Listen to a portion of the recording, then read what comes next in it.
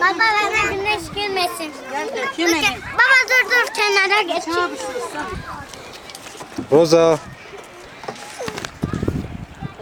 Bana güneş girmesin diye dedim. Tamam. Yoksa güneş kafamda.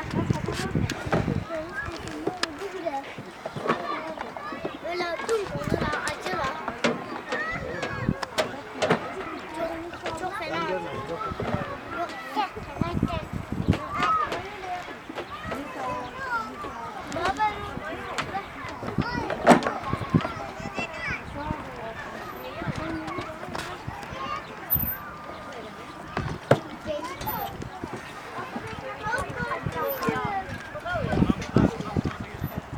Roza.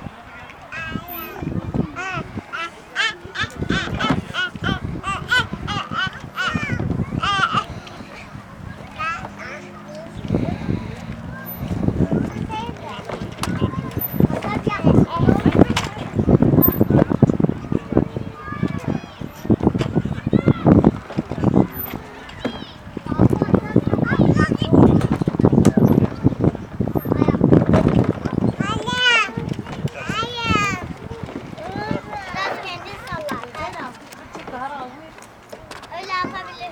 Ay bu da öyle